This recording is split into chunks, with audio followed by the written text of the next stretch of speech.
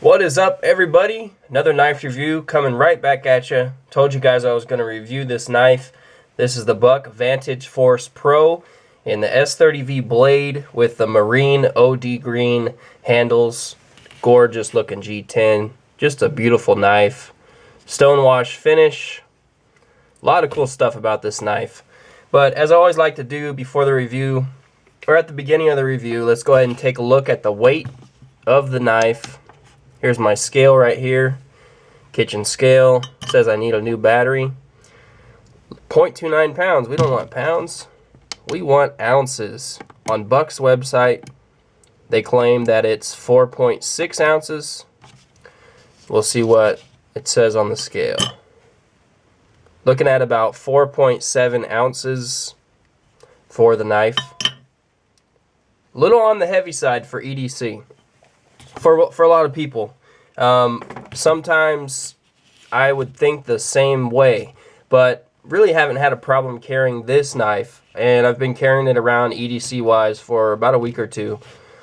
So I've had some experience carrying it, but it doesn't seem as heavy as it is when you carry it because of how thin it is. But I also want to do a measurement with my ruler so we can get an idea of how large the knife is. Let me go ahead and measure cutting edge for you guys. I believe it's 3 1/4 inch. Looks to be cutting edge about 3 1/4 inch. The overall blade length a little bit longer, maybe 3.5 inches, but the actual cutting edge, the usable cutting edge, more like 3.25 inches. And then the entire knife, you're looking at almost 8 inches long, with the handle being about 4 1/4 long. So relatively large knife. I'll give you a size comparison. Here's a Manix 2 translucent blue. Let me clean off the edge real quick. The blade, it's all smudgy. But just for a size reference. Here you go. You can see this is the Manix 2 up here. It's pretty much comparable in overall length. So it's a pretty large folder. Perfect size for my kind of EDC. I really like the way that it carries. But I guess I can start off with what I don't like about the knife, which isn't going to be much. Really, my only fault of the knife is the actual deployment. Does take a little bit of skill to open it. The deployment hole right here isn't very large, and there's really only room for right-handed opening, fast deployment. You can deploy it with your thumb like that. Has room, kind of has a cutout on the G10 handles there. But if you're left-handed, you can see that the liner lock is right there. Doesn't really give you that much room to grip your thumb in. Although you can do it, it's just a little bit harder. If you want to just manually deploy it, that's no issue with right or left hand. I've also found that you can even deploy it like a Spyderco flick if you do it. Of course, I can't do it on camera because of the way I'm holding my hand, but you can deploy it that way also. See, if you just practice with it a little bit. Then there also is a flipper on the top. A little bit of technique involved, but you can definitely open it quickly once you get it down. So overall, pretty good deployment. It's just takes a little bit of skill. You kind of have to remember how you deploy the knife. This isn't like any other flipper. You know, it's kind of specific to this knife on how you have to deploy it to get a fast opening. If you just press down on that flipper, it's not going to open all the way. You know, you have to have a technique in how you hold the knife and also how you flip it open. But other than that, really great. Lockup came perfect from the factory. No blade play whatsoever. Side to side, front to back, no wobble at all. And as far as blade centering, a lot of people had some issues with some of these knives on blade centering. This one's pretty good. Not perfect, but good. It's not touching on either side, but it's not perfectly center either.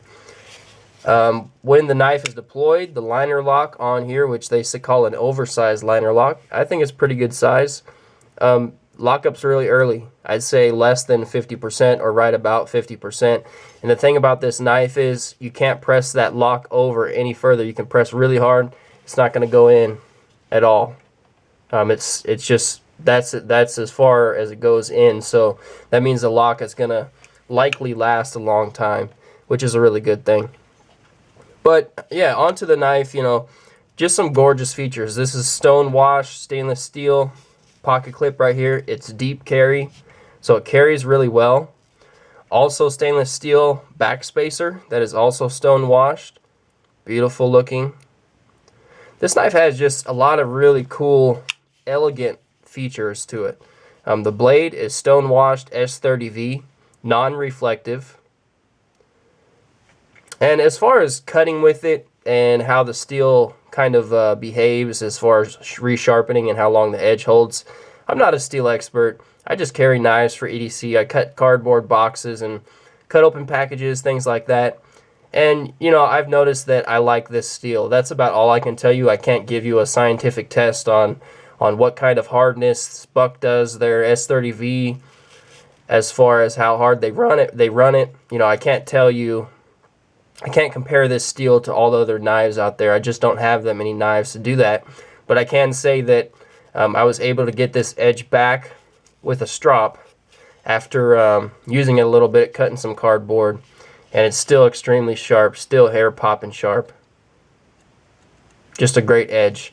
The edge came with a really nice bevel on both sides. It's really even. Kind of see it glaring in the light there. And as well as on this side also.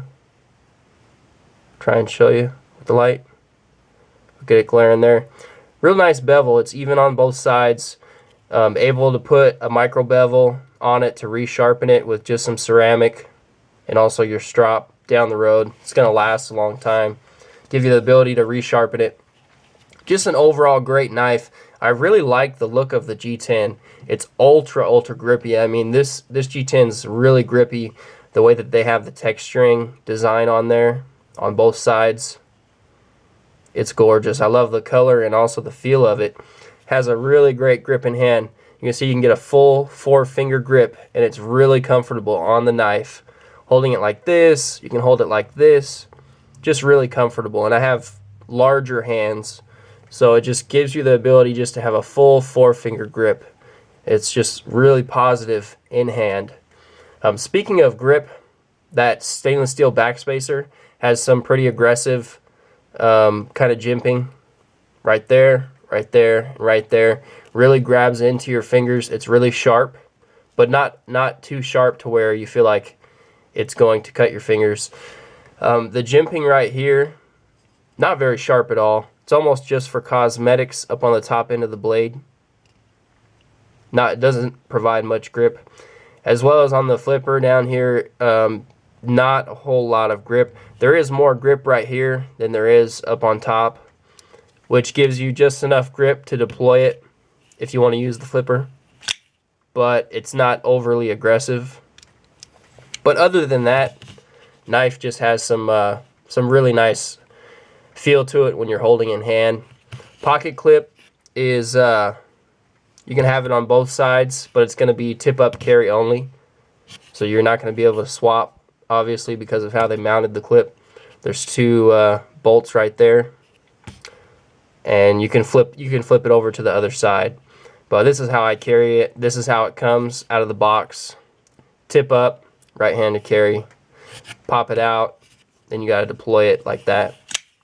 But I don't really mind that at all.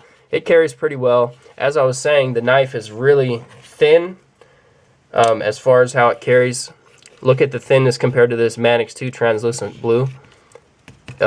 It's about the same thickness, possibly thinner, but it really carries nicely in the pocket. You know, you got that deep carry clip. Vantage 2, it sticks out about that much out of your pocket, whereas the Vantage, it completely covers the knife when it's in your pocket. So I really like the clip on there. Overall, it's pretty nice. Forgot to mention the deployment hole. Not extremely sharp as far as the edges inside the hole. I mean, it's sharp enough to grab your fingers, but it's not as sharp as, say, this Spyderco right here, the Manix 2 translucent blue. And obviously it doesn't have as big of a deployment hole, but the hole does its job. I mean, you can deploy it pretty easily right-handed. If you're left-handed, you want to deploy it like that, I recommend using the flipper. But, you know, that's just me. Like I said, lockup's really good. I did have a Vantage, I think I had the Paper Stone model before that had some issues with the lockup, but I don't foresee any with this one. Haven't had any issues. The older Vantage that I had, basically the liner lock wasn't staying in place very well, so the knife could fold on your fingers with any amount of force going forward. But this one, lockup looks really good from what I can tell. And for what I've used it, you know, I don't foresee any issues down the road with it. But of course, if I do have any, I'll maybe annotate it in the video if anything happens. But yeah, overall a great knife. Really enjoying it. Is a little bit expensive, but it's definitely a great knife if this is what you're looking for. So check out your prices, and thanks for watching.